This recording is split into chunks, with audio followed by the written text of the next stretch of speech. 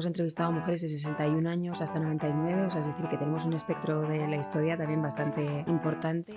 En general estamos hablando de una época en la que la violencia estaba bastante instaurada socialmente. Eso es algo que también nos pasa a las mujeres, ¿no? Que como casi nunca se nos pregunta, pues no contestamos, pero cuando se nos pregunta, pues lo hacemos. Y a día de hoy nos sigue pareciendo como muy natural que cuando sales de marcha te insistan, y eso es una forma de violencia. O pensar que los agresores no son atractivos o que no están buenos. Porque cuando tú le preguntas a tu tía, cuando tú le preguntas a tu abuela sobre qué experiencia de vida ha tenido, en realidad estás preguntándole sobre la estirpe de mujeres. Kaixo Gazte, zer moduz, ongi etorri a los encuentros de Ritual Gaztea 2025. Yo soy Katalin Barber, comunicadora del Valle de Arce. Hoy tenemos la primera entrevista del proyecto y hemos invitado a Ruth Iturbide, una de las que forman parte del equipo de Ritual 2025. Ruth es experta en género, violencia contra las mujeres e intervención social con perspectiva feminista. Su mirada profunda y crítica nos ayudará a entender cómo ha evolucionado a lo largo de los años la violencia contra las mujeres, qué factores la facilitan y qué podemos hacer para erradicarla. Ongi etorri, Ruth, ¿qué tal? Muy bien, encantada de estar aquí hoy.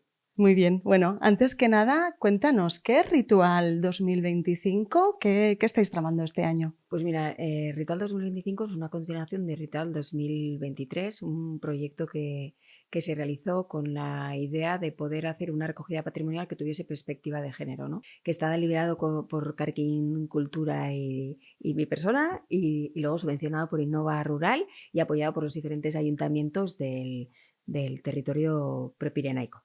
Llevamos a cabo una investigación cualitativa en el territorio del Prepirineo, ¿no? En sus diferentes pueblos y valles, y después hicimos también unos talleres de relatoría visual y también relatoría gráfica. Trabajamos en el tema de las redes, viendo un poco lo que estábamos haciendo, y finalmente hicimos una celebración en la que abordamos todo el tema de los resultados y bueno, celebramos un poco el final del proyecto, por así decirlo. Qué guay, qué guay. Sobre todo me parece muy interesante también que habéis puesto, bueno, el foco, la mirada en todas las aportaciones, ¿no? de las mujeres y a través de la recogida patrimonial.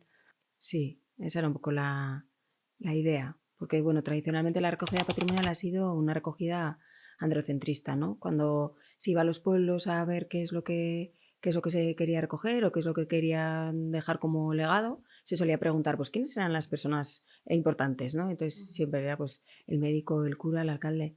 Y casi nunca se preguntaba por las mujeres, ¿no? Y por todas las aportaciones que ellas en realidad han hecho, que han sido muchas, ¿no? Como hemos visto a lo largo del proyecto. En Ritual, Patrimonio y Relato Feminista del Prepirineo trata sobre todos aquellos aspectos relativos a la mujer que, bueno, a los que no se les ha prestado, ¿no?, la debida atención y que han sido sobre todo, bueno, pues historias o violencias ocultas e invisibilizadas, ¿no? Tú eres experta en género. ¿Por qué habéis decidido que la violencia sea un eje central, ¿no? Quizás en la recogida patrimonial no suele ser un tema prioritario, pero sí para vosotras lo habéis enfocado en eso, ¿no? ¿Cómo ha sido y por qué ha sido? Sí, porque lo que nos interesaba eran varias cosas, ¿no? Una, recuperar la voz de las mujeres, que esa era una parte que nos parecía que era muy importante, y también abordar aquellas cosas que suelen ser secreto o silencio, ¿no? Que en las familias va a haber mucho, y en concreto la violencia contra las mujeres es uno de esos grandes silencios, ¿no? Y la idea también de poder construir espacios en los que contarnos nuestra historia desde un lugar diferente, ¿no? O distinto, dentro de un marco que fuese un poco más respetuoso con nuestra propia experiencia vital, ¿no? Y entonces, en ese sentido, aunque es un poco complicado, porque sí que es verdad que recoger relatos de violencia, ¿no? Está relacionado, y sobre todo estrategias, ¿no?, para poder combatirla o erradicarla, está relacionado con una recogida patrimonial que necesita de otros aportes que habitualmente no son los que se suele llevar a cabo, ¿no? Entonces nos planteábamos cómo podemos recoger las experiencias de las mujeres a lo largo de la historia, cómo poder hacerlo, cómo esas historias pueden estar presentes en nuestra actualidad, no revictimizando, ¿no? Que esto es importante. Entonces, bueno, es importante en ese sentido también cuidar el proceso. Hemos ido a la casa de estas mujeres, hemos hablado con ellas, les hemos llamado un par de días después a ver cómo estaban, cómo van. Sí, durante las entrevistas hemos tenido que parar, hemos parado. O sea, una parte que tiene que ver con otra forma de hacer, ¿no? Preguntarle a la gente sobre su vida, en este caso a las mujeres, desde un lugar un poco más amable, ¿no? Y transversalizado probablemente por los cuidados. Sí, o sea, justo por eso también te quería preguntar, ¿no? Que es un tema a veces también difícil de abordar y por ende a veces también se ha evitado, ¿no? Entonces también vosotras, ¿cómo cuidáis, ¿no? ese proceso con las mujeres, con sus historias, con lo que deciden compartir con vosotras, pues desde el respeto y el cuidado, ¿no? O vuestra forma de trabajar.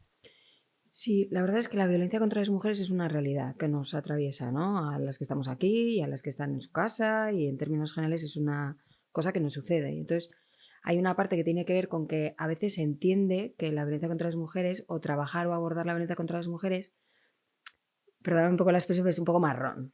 ¿Sabes lo que te quiero decir? Entonces hacemos como que no está, ¿no? O como... Y en realidad es muy importante porque como es un factor estructural, pues nos atraviesa muchas veces la vida, ¿no? Y entonces en ese sentido es poder recoger esa parte que en esencia nos sucede, ¿no? No es fácil, no, la verdad es que no es fácil, porque hablar sobre esto es un poco complicado y poder respetar un poco los procesos y los tiempos también lo es, ¿no? Pero sí que es verdad que en ese sentido, Katy y yo sí tenemos formación en atención además terapéutica y bueno, en otras dinámicas asociadas a cómo poder hacer este tipo de trabajos, pudiendo contener también un poco el espacio o bueno, abordando y trabajando desde otro sitio. Ujú, eso es. Ujú. Habéis entrevistado a mujeres de estos valles, de estas localidades del Prepirineo.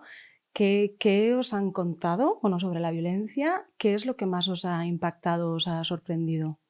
Bueno, ha sido un proyecto fantástico porque además hemos entrevistado a mujeres de 61 años hasta 99, o sea, es decir, que tenemos un espectro de la historia también bastante importante y claro, nosotros partíamos de algunos resultados que finalmente, conforme vas incluso haciendo el proyecto, ¿no? Te das cuenta y dices, o sea, como mujeres que han hecho cosas tan espectaculares, apenas las conocemos, ¿no? Que tiene que ver con violencias estructurales, ¿no? Y simbólicas de la invisibilización de todas las aportaciones que estas mujeres han hecho, ¿no? Que esto también nos parecía que era una cosa así como importante. Y luego sí que nos ha pasado que hemos hablado de muchísimas situaciones asociadas a la violencia y sobre todo en muchas de las ocasiones a relaciones de poder. En muchas de las ocasiones la experiencia que estas mujeres han tenido respecto a su vida es que los hombres mandaban y ellas muchas veces tenían que obedecer, ¿no? Y en relación a eso había determinadas dinámicas que tenían que cumplir. Ser decentes, portarse bien, someterse, hacer caso, callarse, hacer lo que les decían constantemente, ¿no? Y en ese sentido ser mmm, muy, muy buenas y en muchas de las ocasiones perderse, ¿no? Ellas por el propio camino, obligadas a hacerlo, ¿eh? O sea, desde esos factores que son como estructurales, por así decirlo. Hmm. Bueno, has comentado y la verdad es que me parece muy significante, ¿no? Que en todas las mujeres entrevistadas sí que comentan que han vivido alguna situación de violencia, ¿no? Ya sean ellas en sus propias vidas o personas a su alrededor. ¿Tenían algún espacio para compartir esto? ¿Se hablaba de ello en su época o era un tema tabú? Bueno, en general estamos hablando de una época en la que la violencia estaba bastante instaurada socialmente, ¿no? Y muy, muy naturalizada y bastante normalizada la violencia contra las mujeres, esa es la verdad. Y vivían todo tipo de violencias, desde la violencia psicológica al control, sobre todo muchísimo control por parte de padres, hermanos, por parte de la iglesia, situaciones de dominación también en el espacio de la escuela. em, bueno, violencia obstétrica, no les dejaban ver a los maridos hasta dentro de 3 días, ellos decidían si les ponían la epidural o no, es decir, tenían situaciones un poco complejas también en ese sentido y muchísima violencia sexual, sobre todo relacionada con la noche de bodas, no únicamente, pero sí que esto aparecía bastante habitualmente. Ellas sí que lo hablaban entre ellas en ocasiones, pero sobre todo había bastante silencio social respecto a esto. Era algo avergonzante, por así decirlo, y muchas de ellas es la primera vez, ¿no? que lo han contado. Eso es algo que también nos pasa a las mujeres, ¿no? Que como casi nunca se nos pregunta, pues no contestamos, pero cuando se nos pregunta, pues lo hacemos. Y la verdad que ha sido de agradecer, ¿no? Esta parte de la honestidad con la que ellas han hecho las entrevistas y el regalo, ¿no? Que supone para las nuevas generaciones poder entender de dónde venimos. Eso es, has comentado también la violencia sexual, que creo que ha sido bueno, un aspecto también importante, ¿no? Dentro de la investigación. ¿Cómo se entendía antes la violencia sexual? ¿Quiénes la ejercían y en qué lugares ocurría? La violencia sexual era ejercida por parte, sobre todo, de hombres conocidos, que eso se parece bastante a lo que nos sucede actualmente, ¿no? Principalmente el padre o el hermano, abuelitos, tíos, ¿no? Asociados a los abusos sexuales en la infancia o sobre todo al control o incluso la violencia física porque ellas habían ido a bañarse y no se habían tapado lo suficiente o no habían ido a la zona que en concreto les pudiese corresponder o se consideraba que habían tenido un comportamiento que era inadecuado para ser buenas mujeres, ¿no? El profesorado también llevaba a cabo situaciones de bastante abuso, tocarles el culo, o cuando ellas, por ejemplo, iban a trabajar de sirvientas o iban de lavanderas a las casas o a las fiestas, en ocasiones también eran agredidas sexualmente, ¿no? A veces por el señorito de la casa, ¿no? Y en otras de las ocasiones por los propios compañeros o hombres que trabajasen allí. Y principalmente en relación sobre todo a la violencia sexual por los maridos a través de las violaciones asociadas al propio matrimonio, ¿no? Y en ese sentido la noche de bodas es un marco importante en lo que ellas han relatado. Ujú. Y hoy en día también, ¿cómo ves o qué similitudes y diferencias hay respecto a la violencia sexual de aquella época ¿no? y la de hoy en día? Hay algunas cosas que sí que han cambiado, pero en esencia la violencia sexual se mantiene con características bastante similares, ¿no? Igual la diferencia que tenemos actualmente es que sí que las poblaciones más jóvenes saben lo que es la violencia sexual o hablan más sobre esto, hay más posibilidades de denunciar, en judicatura se te hace más caso, pese a que hay un montón de problemas, podemos ver situaciones concretas que hemos visto asociadas a casos, ¿no? Que han sido muy mediáticos, pero pese a que sí que tienen mucha más idea y hablan incluso del consentimiento y tenemos una ley específica, ¿no? La ley del 2022 de garantía de la libertad sexual, que efectivamente da la posibilidad, ¿no? de muchas cosas en relación a la violencia sexual, sí que es verdad que hay dinámicas como de rearticulación del discurso, ¿no? Y a día de hoy nos sigue pareciendo como muy natural que cuando sales de marcha te insistan y eso es una forma de violencia o que tu pareja te obligue a hacerle una felación porque él quiere que lo hagas, ¿no? Cuando tienes relaciones con hombres o tienes parejas que sean heterosexuales, o es decir, hay algunas cosas que sí que se parecen, ¿no? Y en ese sentido el control sobre el cuerpo de las mujeres sigue siendo bastante importante, ¿no? El modelo de sexualidad que hay, ¿no? Que es coitocentrista, genitalista, finalista, un poco aburrido, por cierto, y un poco elusivo, ¿no? Para el placer de las mujeres, o sea, que no son prácticas sexuales que específicamente a nosotras nos resulten las mejores o las más deseables, ¿no? En el caso de que sean heterosexuales, está claro.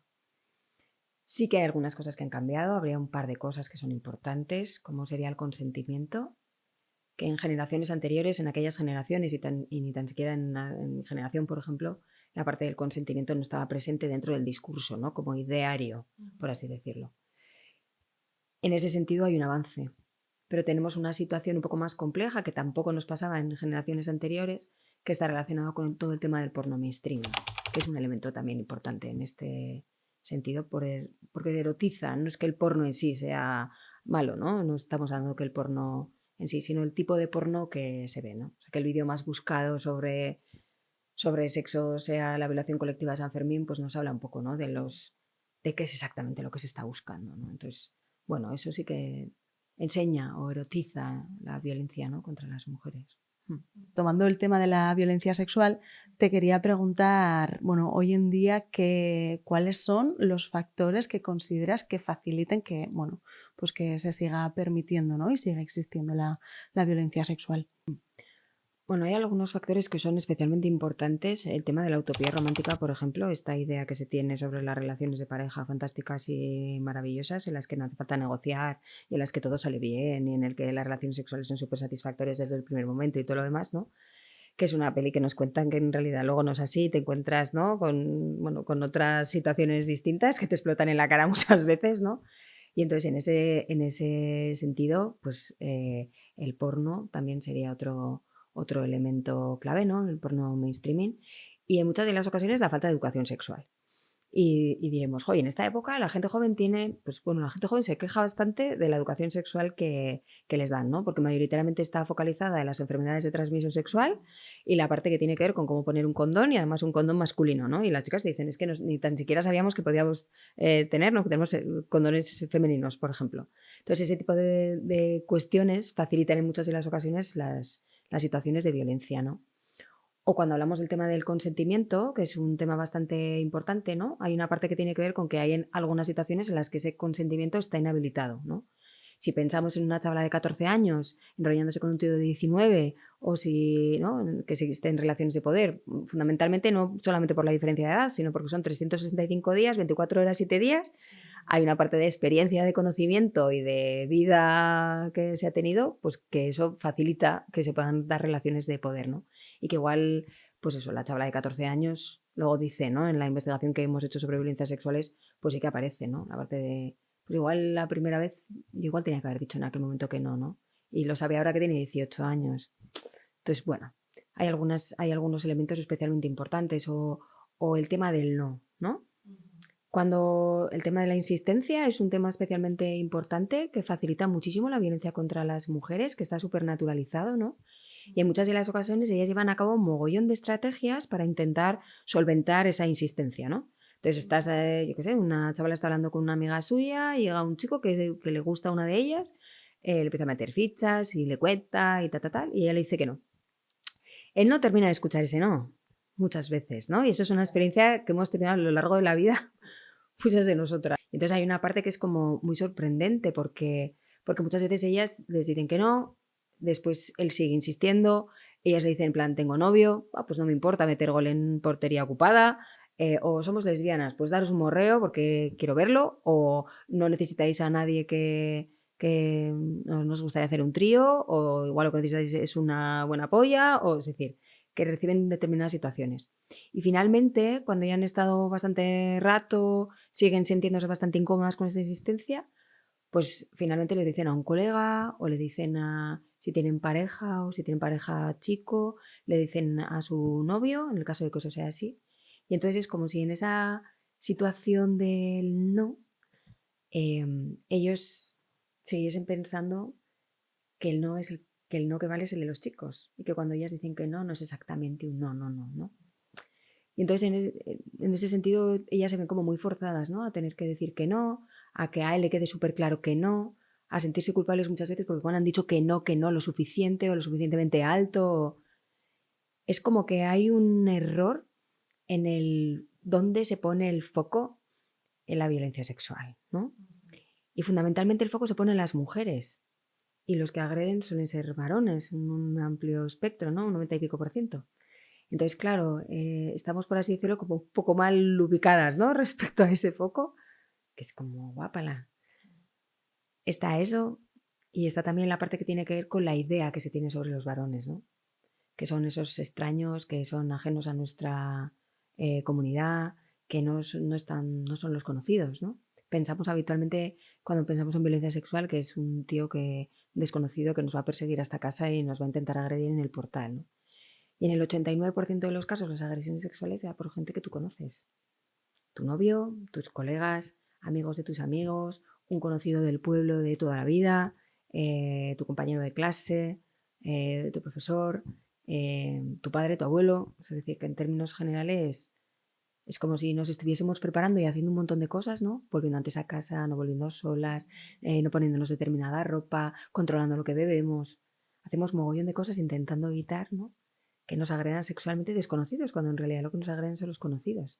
Entonces es como que en la violencia sexual hay que reubicar un poco como el foco, o pensar que los agresores no son atractivos o que no están buenos, ¿sabes lo que te quiero decir? Y es como, no son depravados, habitan, ¿no? En nuestras comunidades, por así decirlo. Bueno, has comentado, ¿no? Antes que siempre pensamos, ¿no? Las mujeres bueno, ante cualquier situación, que una agresión siempre la va a hacer un desconocido, o cuando estamos solas, cuando estamos en la calle, cuando estamos volviendo a casa, pero que en la mayoría de los casos son personas conocidas y son personas que están igual en nuestra casa, ¿no? O con las que convivimos, ¿no? Y, ostras, eso es muy significativo. ¿Cómo cambiar esa mirada o cómo decir de a esto hay que darle la vuelta, no? Hmm. Bueno, el trabajo fundamental que proponemos, ¿no? O la idea de ver un poco por dónde trabajar, como las necesidades entre chicos y chicas son distintas, pues las intervenciones con la población de chavales y la población de chavalas también es distinta. En términos generales, en el caso de las chavalas es cómo poder prevenir sin aterrorizar, ¿no? Que tiene que ver con lo que Nerea Barjola denomina el terror sexual. Esta idea de que en muchas de las ocasiones las mujeres tenemos de que volvemos a casa cagadas de miedo, en la parte que tiene que ver con volver un poco deprisa o corriendo, o estar hablando con las otras por el móvil, o habiendo sacado las llaves de casa, o mandándote WhatsApp con no sé quién, o no. Es decir, estrategias que podemos tener para reducir ese miedo, que en muchas de las ocasiones nos impide, por así decirlo, tener reacciones, ¿no? En tiempo y forma para poder defendernos, ¿no? Muchas veces. Porque como hemos sido socializadas en el buenismo, en esto de que tenemos que ser súper buenas chicas, pues en muchas de las ocasiones es como si fuésemos con un poco de retardo, ¿no? En la reacción. Y después de que te pasa, de que te han tocado el culo, de que dices en plan, le tenía que haber dicho, o le podía haber soltado, o tenía que haber reaccionado. Y muchas veces era que te das cuenta después, ¿no? Porque en ese sentido es como tan inesperado que sea tu colega el que te ha acompañado al coche o el que te iba a acompañar a casa, el que te ha metido mano cuando estaba súper ciega, pues para nosotros es en ese sentido también como sorprendente, ¿no? Por así decirlo. Y en el caso de los chicos, se trabaja, ¿no? Se trabaja con hombres que trabajan con chavales, y que está relacionado con la ruptura, la transmisión del pacto entre varones, ¿no? Esta parte que tiene que ver con reírle las gracias, ¿no? Que estás en un bar, te tocan el culo, te giras, no sabes quién ha sido, están seis y se ríen, ¿no? Y entonces esta parte de decir, pues es que las mujeres también son seres humanos, igual agredirlas no es una posibilidad, ¿no? O tocarles el culo y reírnos, pues no es algo que éticamente, ¿no? Como seres humanos nos apetezca, pues no sé, continuar o... A veces a los chavales sí que les resulta, ¿no? Hemos hecho algunos grupos y las investigaciones que existen, pues que ha hecho también Nerea Barjola o que han hecho unas feministas estatales, en términos, bueno, las feministas jóvenes, en términos generales es como que le resulta muy difícil romper, por así decirlo, salirse del grupo. En ese sentido, son como muy de clan, ¿no? Y entonces decirle a un colega tuyo que lo que está diciendo no te hace ninguna gracia, o que el chiste que ha contado que no, que a ti pues no te parece divertido, o que tocarles el culo a las tías sin permiso, o insistir hasta que ella te dice que sí, o darle de beber a una tía para que se ponga súper ciega y que finalmente te diga que sí, pues no, que no te parece algo que forme parte de tu ética, ¿no? De algo que tú, de la sociedad que tú quieres o que tú deseas, ¿no? Y hay algunos chavales que están un poco en esa línea también, ¿no? De transgredir esos pactos entre varones que en realidad son, bueno, pues una violación de los derechos humanos, ¿no? Ujú. Cada vez sí está habiendo como más avances en ese tema o más conciencia, más sensibilización. Yo creo que hay una parte que tiene que ver con que como la violencia contra las mujeres está tan naturalizada, pues nos parece que lo que hacemos es normal, ¿no? Porque ha formado parte de toda la vida. En el caso de que las mujeres muchas veces entendemos que cuando salimos por ahí es bastante probable que nos pasen cosas, ¿no? Y forma parte, que es bastante curioso, o sea, decimos, en plan, vamos a espacios de ocio, vamos a pasarnos súper bien. Y forma parte de la fiesta tener que hacer la tortuga en un bar en una esquina para poder bailar súper a gusto, porque si no igual piensan que estás intentando provocar, o no te pones una determinada ropa porque igual se supone que es excesivamente sugerente o que es demasiado, o que te la quieres poner, ¿eh? Pero que finalmente no te la pones por si acaso, ¿no? Porque el foco vuelve a estar girado en las mujeres. cómo vamos vestidas, si bebemos o no bebemos, si iniciamos contactos porque queremos tener relaciones sexuales o no, si, ¿no? Es decir, se nos mira mucho respecto a nuestro comportamiento y en muchas de las ocasiones se justifica la violencia sexual y se nos responsabiliza a nosotras cuando somos las agredidas, ¿no? Que es un poco extraño, ¿no? Es un poco kafkiano en ese sentido, es como, no entiendo nada, ¿no? Has comentado algunas estrategias, ¿no? También, o de las mujeres que estamos organizadas, ¿no? O bueno, colectivamente para hacer frente también a, bueno, pues a este tipo de violencias que vivimos cada día. Volviendo un poco a las mujeres y a las entrevistas también de antes, ¿qué estrategias llevaban ellas también y qué estrategias llevamos ahora? ¿Qué...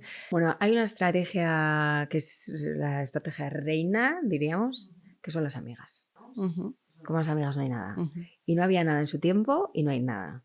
Como ahora, como tener un buen grupo de amigas, que nos cuidamos, que en muchas de las ocasiones nos protegemos, que nos atendemos, que nos escuchamos, que nos acompañamos, que, ¿no? En términos generales ese es uno de los grandes recursos. Uno de los grandes recursos que la investigación claramente aparece y que en otras investigaciones que hemos hecho ahora con población joven también es una de los elementos prioritarios, ¿no? Por así decirlo. Está la parte también de redes de mujeres, no solamente amistades, sino otras redes de mujeres, que las encontramos en múltiples situaciones y, no sé, incluso profesionales, ¿no? Que se encuentran en los recursos. En el caso de Navarra tenemos dos recursos muy importantes respecto a la violencia sexual, que es el Centro de Atención Integral a las Violencias Sexuales, que es el CAIVS, que se llama, y hay otro que es un Barnahouse, que es para la violencia y las agresiones sexuales a chavalas hasta los 16 años. En los CAIVS se atienden de mujeres de 16 en adelante y en el Barnahouse se atienden a chavalas de 16 hasta las que son súper chiquiticas, ¿no? Entonces, incluso en las profesionales, ¿no? Que nos encontramos en los recursos, trabajadoras sociales, educadoras sociales, psicólogas, juristas que nos acompañan en el proceso, y luego otras mujeres que muchas de las ocasiones, ¿no? En diferentes estrategias que hemos tenido eran desde mi hermana, que le decía al panadero, ¿no? En uno de los casos que le decía al panadero que la próxima vez que le fuese a tocar la teta a su hermana cuando iba a comprar el pan, que iba a ir a la Guardia Civil y le iba a denunciar, ¿no? Hasta la madre que le sacaba la cara a su hija cuando se quedaba embarazada sin haberse casado y la familia le daba el padre y el hermano le daban una paliza, o la parte que tiene que ver con otras mujeres del pueblo que te salvaron de alguna situación o que dieron la voz de alarma cuando estabas vivenciando una situación de agresión sexual, ¿no? Y otra herramienta muy importante, la militancia político-social. Feminista, por supuesto, pero también en la coeducación, en la euskaldun, en la política, la participación social, las apimas, las grandes cosas, ¿no? Que también hemos ido haciéndole a lo largo de la historia de las mujeres. ujú. Juntarte con otras personas y con otras mujeres, ¿no? También, sobre Sí, todo, para hacer cosas. sí. Eso nos va bastante bien. Eso sí. Las amiguis y las Eso. otras. Eso es, sí. Has comentado antes la noche de bodas. Ahora también te quería preguntar sobre las primeras relaciones sexuales de las personas jóvenes. ¿Qué relaciones, o sea, qué relación hay entre, bueno, aquella época y ahora? Claro, la noche de bodas tenemos que pensar que eran las primeras relaciones sexuales. La mayoría de mujeres eh, a veces habían dado un beso, alguna vez les habían tocado un poco la tetilla, o sea, cosas en plan que tienen que ver con cosas muy sutiles, ¿no? Respecto a las relaciones sexuales. La parte que tiene que ver más con el compartir la intimidad o dinámicas coitales o más genitalistas se daban antes en la noche de bodas y actualmente en las primeras relaciones sexuales, ¿no? En términos generales sí que es verdad que son épocas, las dos, que se parecen bastante y que en aquel tiempo era que las mujeres no tenían mucha información y en este momento que las jóvenes tienen mucha infoxicación, ¿no? Es decir, que tienen mogollón de información, pero en muchas de las ocasiones no nos hemos sentado con ellas con una buena educación afectivo-sexual a hablar sobre cuáles son los criterios específicos que sí que se necesitan o cuáles son los elementos que para ti, en tu caso en concreto, cuando quieres tener una relación sexual, te gustaría mantener o, ¿no? Y entonces en ese sentido es un tiempo en el que sí que necesitamos tener un espacio para reflexionar, para pensar, porque si no hay como mucha presión, ¿no?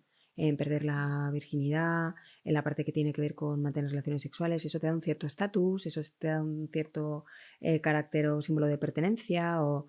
Y en ocasiones, bueno, pues a veces lo que te cuentan es que, pues que a veces han visto un poco forzadas o que han sentido la presión, entonces lo han hecho y no era exactamente lo que querían. Y entonces es importante, bueno, poder acompañarles en el proceso de poder elegir, ¿no? De tener la información, una información acompañada y también la parte de poder tener espacios para poder pensar sobre si esto es exactamente lo que yo quiero, qué es lo que yo quiero, qué prácticas quiero, cómo las quiero, a qué ritmo las quiero, si puedo decir que no en el momento en el que deje de gustarme lo que está pasando. Generar esos espacios de reflexión, ¿no? Al final. Sí, porque en el caso de las jóvenes no tienen muchos espacios en este sentido, ¿no? Como tenemos los móviles, pues cosas que han cambiado un poco. Igual hay que generar esos espacios en los móviles. Pues igual, algo hay que hacer. Hay que adecuarnos claro. a... Sí. Te quería preguntar también por, bueno, ya por ir finalizando, si quisieras dejar algún, bueno, pues te quería proponer dejar algún mensaje, algún ritual o algún consejo a las jóvenes de hoy en día que, bueno, para ti ha sido valioso y que quieras también compartir con ellas. Bueno, dentro del proyecto de Ruta 2023, para nosotras ha sido un proyecto a nivel personal y también profesional especialmente importante, ¿no? Y que también nos está pasando con Ritual 2025, que tiene que ver con la idea de poder estar juntas de manera intergeneracional, ¿no? Hablando sobre las cosas que siempre nos han importado, pero que en muchas de las ocasiones socialmente no han sido consideradas importantes, ¿no? La generación de espacios entre abuelas y nietas, preguntarle a tus tías, ¿no? Las que son más mayores, o preguntarle a tu madre, preguntarle a tu abuela, a tu bisabuela, que como cada vez envejecemos más y mejor, ¿no? Pues en términos generales, preguntarle sobre cómo ha sido su vida, cuál ha sido su experiencia y que te puedan contar cosas, genera un espacio y un ambiente que en muchas de las ocasiones no sabría cómo explicarlo sin ponerme un poco sensibloide, ¿no? Pero que toca algo que habitualmente no suele suceder, ¿no? Porque cuando tú le preguntas a tu tía, cuando tú le preguntas a tu abuela sobre qué experiencias de vida ha tenido, en realidad estás preguntándole sobre la estirpe de mujeres, ¿no? De la que perteneces y de tus raíces, en realidad. Y entonces es un espacio que se genera que es bien bonito, ¿no? En ese sentido. Para conocer exactamente qué es lo que le ha pasado a ella y para darte cuenta que hay muchas de las cosas que a ella le han pasado que también nos pasan a nosotras. Y entonces es una especie como de oportunidad para que antes de que se marchen tú puedas haber tenido esta conversación y no esperar al final, ¿no? Después decir, me hubiese gustado hablar o me hubiese gustado estar o... Porque en realidad son un montón de mujeres sabias a las que casi no miramos porque como son mayores y son mujeres y son de pueblo y qué van a contar, ¿no? Pero en realidad son súper interesantes. Ese sería para mí el plan, anímate a preguntarles. Pues la verdad que qué mensaje más bonito, ¿no? Y pues al final compartir con las mujeres que tenemos cerca, ¿no? En nuestra familia. Muchísimas gracias, Ruth, por todo lo que nos has contado. La verdad es que me parece que habéis hecho una investigación, bueno, muy necesaria, ¿no? Y muy pertinente, ¿no? Rescatando todas esas historias ocultas de mujeres y ahora también, bueno, pues dándole la vuelta y ofreciendo también, bueno, pues herramientas para hacer frente, ¿no? a la violencia hoy en día y para las más jóvenes. Creo que podríamos estar aquí hablando largo y tendido, pero también se nos acaba el tiempo, así que te invito a que sigamos la conversación en nuestras redes sociales, en Instagram y en TikTok. Muchísimas gracias y nada, un placer. Gaste, si te interesa algún tema en concreto, escríbelo en comentarios y así podemos tenerlo en cuenta. Síguenos en las redes y nos vemos en la próxima entrevista. Ongi izan.